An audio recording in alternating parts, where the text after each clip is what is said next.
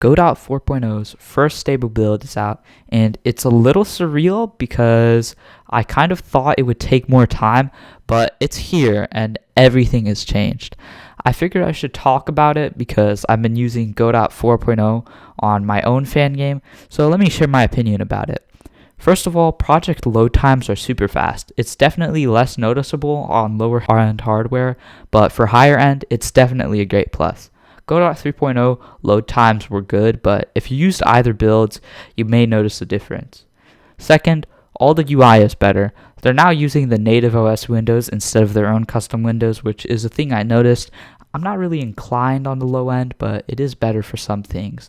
I even know that in Sprite 1.3, they're changing it to native windows as well, which is better for applications like that, in my opinion, but still important to mention.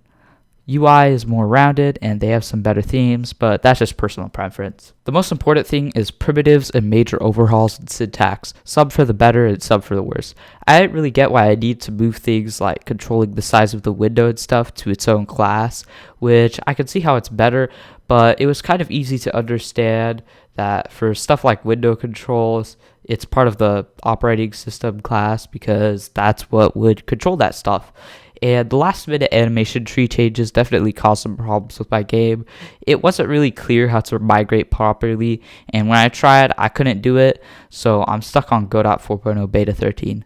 And I can see how that is my problem, and maybe my fault, but with this release, I think there will be a big influx of people explaining how to do certain things in all of the new overhauled systems, and I guess that's just how it is for like updates and stuff. I know that there were also big 3D updates, and personally, I'm not into 3D stuff yet, but I do understand how to switch from OpenGL to Vulkan massively benefits performance and visual quality. The only downside is that it means that older rendering systems like OpenGLSE 2 are now deprecated, but I don't think that's such a bad thing as long as I can run my stuff on Windows 7 or something, since support is an important thing for me as a developer. There were some missing features, but I believe they're going to implement them in future updates like 4.1 and 4.2, and that's fine for me personally, although I can see how people would need those features sooner. The biggest part for me was the ability to self-publish your own Godot games with development tools for Godot for modern consoles starting from 4.0's release. And it's all thanks to W4 Games.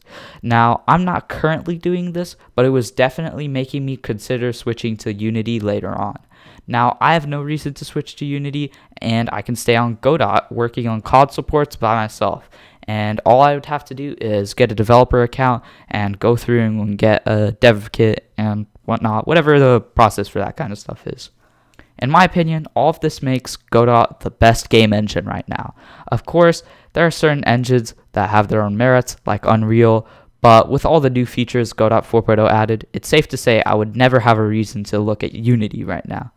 And to end off this video, for people who watch my stuff, I'm still working on Cave Story Before the Storm. I've just been making a lot of progress, and I'll probably have a vlog somewhere out this month.